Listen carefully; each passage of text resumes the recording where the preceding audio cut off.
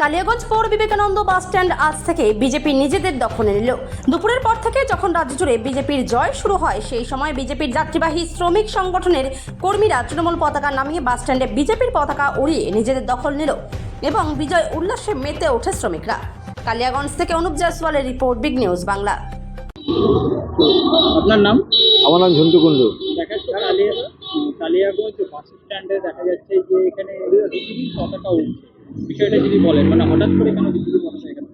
হঠাৎ করে বলতে ধরেন যে মানে আজ 15 বছর ধরে তৃণমূলের জামানায় খুব অত্যাচার অনেক কিছু হয়েছে। যখন বামফ্রন্ট চলে গেছিল আমাদেরকে জোর করে মেরে পিটে এই তৃণমূলে ঢোকানো হয়েছিল, ঠিক আছে। সেখানে আমি একমাত্র বিরোধিতা করেছিলাম। আমি কোনোদিনও তৃণমূল করিনি, করবও না, আমাকে কেউ অবশ্য কিছু করেনি।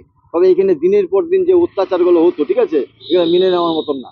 এই যে বাস স্ট্যান্ড, একটা bus stand Kaliaganj bus stand, আপনি দেখবেন বুনিয়াদপুর বাস স্ট্যান্ডে সব গাড়ি বাস স্ট্যান্ডের ভেতরে ঢুকে, অথচ আমাদের কালিয়াগঞ্জে বাস স্ট্যান্ডে না সরকারি গাড়ি ঢুকে না পাবলিক গাড়ি ঢুকে, সব বাইপাস করানো হয়। কেন?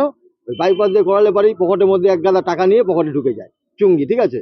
এইসব এই যে আজকে তার প্রতিক্রিয়া এগুলো হলো, ঠিক আছে। যার জন্য আমরা অনেকদিন ধরে চেষ্টা করছিলাম ঠাকুর করে যেন বিজেপি সরকার আসে এবং আমরা যেন পরিবর্তনটা করতে পারি। এবার আমাদের একটা টার্গেট থাকবে, আমাদের সংগঠন আমরা আরও একটা মজবুত করে করার চেষ্টা করব, ঠিক আছে। দেখা যাক, পাবলিক গাড়ি কালকের থেকে আশা করি বাস স্ট্যান্ডে আমরা ঢোকানোর চেষ্টা করব। যদি সম্ভব হয় সরকারি গাড়িও আমরা বাস স্ট্যান্ডে ঢোকাবো। এই আমরা বিজেপির দেখা যাচ্ছিল সেইভাবে কোনো আইনজীবী সংগঠন ছিল না, না সেক্ষেত্রে একটা বাস স্ট্যান্ডে বিজেপির পতাকা উঠে কি বলবো? মানে বিজেপির তো কোনো মানে আইনজীবী মানে যেরকম সংগঠন ছিল না এটা। না না। হ্যাঁ, তো সেই জায়গাটার ক্ষেত্রে আপনারা এখানে মানে এই বাস স্ট্যান্ড দখল নেবেন, কি বলবেন?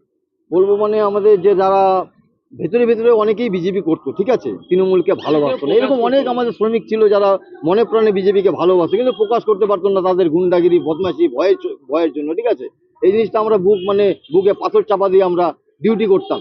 আমরা সারাদিন ডিউটি করে এসে ধরুন যে যারা টেম্পোরারি যায় তাদের কাছ থেকে হাত পায় দেয়, 10 টাকা দে, এই 20 টাকা দে, ঠিক আছে। এই ধরনের অত্যাচারগুলো এখানে করতো, এগুলো হচ্ছে মেনে নেওয়া যেত না। কিন্তু কি করবো, বাধ্যতামূলক ভয়ে, যেহেতু রানিং সরকার ছিল, উপায় নেই, দিতে হতো, ঠিক আছে। যাক, আপনাকে কি এখানে বিজেপির পতাকাই উঠবে? অবশ্যই উঠবে, উড়ে গেছে 11টার সময়, আমি উঠিয়েছি, আমি একা উঠিয়েছি, আমার সঙ্গে আরো 2-3 ছিল, অবশ্য আমি একা না, বলা ভুল, সবাই ছিল, সবাই মিলে 11টার সময় আমরা বাস স্ট্যান্ডে পতাকা উঠিয়েছি। সেটা রায়গঞ্জে খবর চলে গেছে বহুক্ষণ আগে, ঠিক আছে, হচ্ছে ব্যাপার।